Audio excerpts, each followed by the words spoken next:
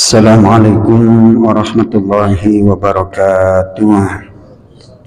Bismillah, alhamdulillah, wassalatu wassalamu ala rasulillah wa ala alihi wa ashabihi wa mawalah, amma ba'du. Jamaah sekalian, jamaah salat maghrib Masjidul Ikhlas rahimakumullah, melanjutkan bab tentang taubat. Uraian dari masalah taubat ini dari kitab ringkasan Ihya Ulumuddin, yaitu kitab Mau'izatul Mukminin. Di sini masih menjelaskan tentang kaitan kenapa wajib bertaubat, karena adanya dosa. Nah, kemudian Imam Al-Ghazali menjelaskan sebagai berikut. Ketahuilah bahwasanya yang namanya taubat itu meninggalkan dosa, dan meninggalkan dosa itu tidaklah bisa diperoleh, tidak mungkin kecuali setelah mengetahui dosa tersebut. Maka sesuatu yang dijadikan sarana untuk wajibnya sesuatu berarti sarana itu adalah menjadi wajib. Contoh, sholat itu wajib, sementara syaratnya sholat itu harus suci, maka wudhu itu menjadi wajib karena kita mau melaksanakan sholat. Demikian juga meninggalkan dosa itu wajib, berarti mengetahui bentuk-bentuk dosa itu adalah wajib. Nah, kemudian apakah dosa itu? Di sini diberikan penjelasan oleh Imam Ghazali, "Wadz-dzambu 'ibaratun 'an kulli ma huwa mukhalifun li amrillahi ta'ala fi tarkin aw fi'lin." Yang namanya dosa itu adalah segala sesuatu yang bertentangan dengan perintah Allah, baik berupa perbuatan, yakni melaksanakan perbuatan atau melaksanakan perintah larangan. Kemudian yang menimbulkan dosa itu oleh Imam Ghazali dirangkum atau menjadi 4 bagian. Jadi yang menimbulkan dosa itu timbulnya dari apa dan bagaimana, itu adalah ternyata dari 4 macam.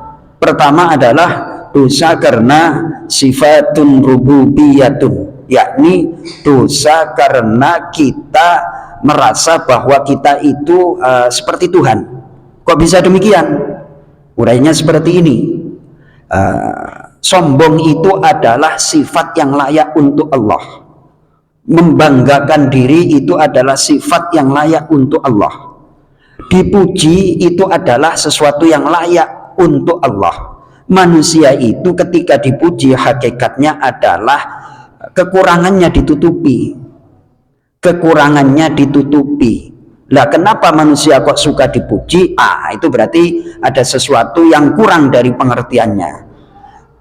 Maka dari itu, pada gilirannya manusia itu ujung-ujungnya seandainya syahwatnya dituruti, yakni syahwat ingin punya harta, syahwat ingin punya pasangan, syahwat ingin punya anak, syahwat ingin punya pengikut, terus dituruti oleh Allah, puncaknya adalah syahwat dia punya pengikut. Kalau punya pengikut ingin bikin partai, kalau ingin bikin partai ingin menang partai, kalau ingin menang partai ingin jadi pemimpin Asia Tenggara, terus seperti itu. Pada gilirannya puncaknya adalah seperti Fir'aun, "Ana rabbukumul a'la," aku adalah Tuhan yang paling tinggi untuk kalian. Mentoknya di situ.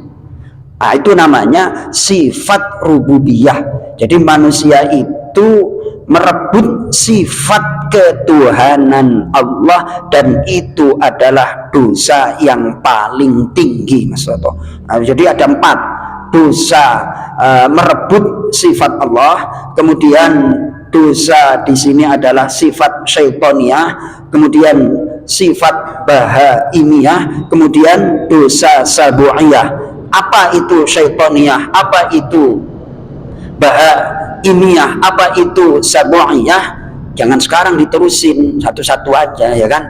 Jadi satu, dosa yang paling tinggi itu adalah merebut sifat ketuhanan Allah, sehingga di dalam Al-Quran surah An-Nazi'at yang sering dibacakan oleh Ustadz Yuda, "Faqala ana rabbukumul a'la," berkatalah Fir'aun, "Aku adalah Tuhan yang paling tinggi untuk kalian." Tuh, itu puncaknya. Puncaknya manusia adalah merebut sifat ketuhanan Allah, bentuknya adalah ujub, sombong, ingin dipuji, dan seterusnya dan seterusnya. Padahal kita itu ketika dipuji orang, kesalahannya ditutupi. Maka doa para ulama kalau ilmunya mendalam itu doanya seperti ini: Allahumma asturna bisatrikal jamil, ya Allah tutupilah kekuranganku dengan tutup keindahanmu. Ya, itu doanya wali-wali seperti itu, Mas Toto. Allahumma asturna bisatrikal jamil. Kelihatannya Joko ceramah terus habis maghrib, kelihatannya aja padahal kekurangannya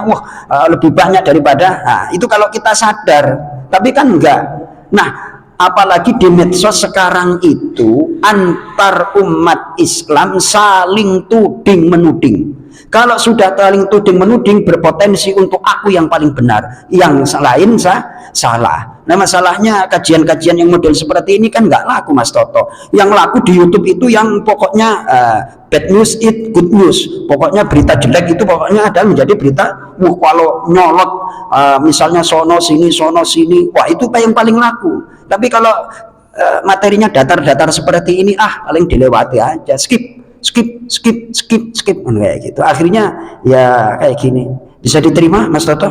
Nah, kayak gitu. Jadi saya pengamat juga media sosial itu, kenapa yang trending topik itu kok model kayak gini. Oh, itu berarti lagi dikompor-komporin oleh setan. Nauzubillah min dzalik. Mudah-mudahan bermanfaat. Assalamualaikum warahmatullahi wabarakatuh.